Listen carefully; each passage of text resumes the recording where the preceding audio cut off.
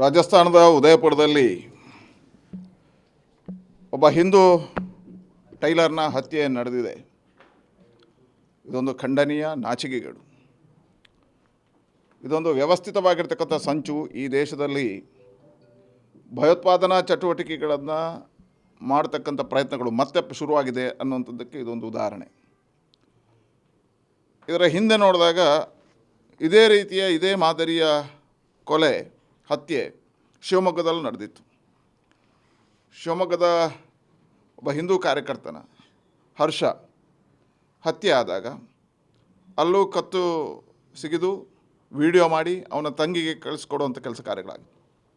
ಕರ್ನಾಟಕದಲ್ಲಿ ತತ್ಕ್ಷಣ ಬೊಮ್ಮಾಯಿ ಸರ್ಕಾರ ಅದಕ್ಕೆ ಕಠಿಣವಾಗಿರ್ತಕ್ಕಂಥ ಕ್ರಮ ಕೈಗೊಂಡು ಎಲ್ಲ ಹಂತಕರನ್ನು ಬಂಧಿಸುವಂಥ ಕೆಲಸ ಕಾರ್ಯಗಳು ಮಾಡಿತ್ತು. ಇವತ್ತು ಉದಯಪುರದಲ್ಲಿ ನಡೆದಿರ್ತಕ್ಕಂಥ ಘಟನೆ, ಮೊನ್ನೆ ನುಪುರ್ ಶರ್ಮಾ ಅವರ ಹೇಳಿಕೆಯ ನಂತರ ಬಂದಿರತಕ್ಕಂಥ ಘಟನೆಗಳು, ಅಲ್ಲೇ ನಡೆದಿರ್ತಕ್ಕಂಥ ಗಲಭೆ, ಇದೆಲ್ಲದರ ಹಿಂದೆ ವಿದೇಶಿ ಕೈವಾಡಗಳಿದ್ದಾವೆ, ಭಯೋತ್ಪಾದನಾ ಚಟುವಟಿಕೆಗಳ ಕೈವಾಡ ಇದೆ ಅನ್ನತಕ್ಕಂಥದ್ದು ಅನ್ನಿಸ್ತದೆ.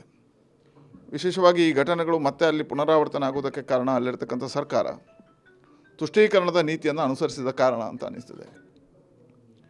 ಈ ರಾಜ್ಯದಲ್ಲಿ ಬೇರೆಲ್ಲ ಘಟನೆಗಳು ನಡೆದಾಗ ಬೊಬ್ಬೆ ಹಾಕತಕ್ಕಂಥ ಕಾಂಗ್ರೆಸ್ಸಿಗರು ಈ ದೇಶದಲ್ಲಿ ಇವತ್ತು ಮೌನವಾಗಿರುವಂಥದ್ರ ಹಿನ್ನೆಲೆ ಏನು? ಒಂದು ಇಂತಹ ದೊಡ್ಡದಾಗಿರ್ತಕ್ಕಂಥ ದುಷ್ಕೃತ್ಯ ನಡೆದಾಗ ಇವರು ಯಾರ ಪರವಾಗಿರ್ತಾರೆ ಅನ್ನತಕ್ಕಂಥದ್ದು ಪ್ರಮುಖವಾಗಿರ್ತಕ್ಕಂಥದ್ದು.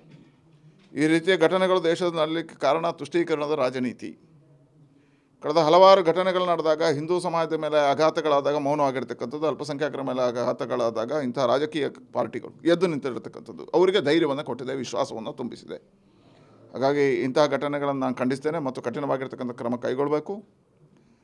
ಇಂತಹ ಘಟನೆಗಳಿಗೆ ನ್ಯಾಯ ಸಮ್ಮತವಾಗಿರ್ತಕ್ಕಂಥ ಕಠಿಣವಾಗಿರ್ತಕ್ಕಂಥ ಕ್ರಮದ ಮುಖಾಂತರ ಇವತ್ತು ಉತ್ತರ ಪ್ರದೇಶದಲ್ಲಿ ಯಾವ ರೀತಿ ಯೋಗಿ ಇಂತಹ ನಿರ್ಧಾರಗಳನ್ನು ತಗೊಳ್ತಾರೆ, ಅಂತಹ ನಿರ್ಧಾರದ ಅವಶ್ಯಕತೆ ಇದೆ ಅಂತ ಅನ್ನಿಸ್ತದೆ.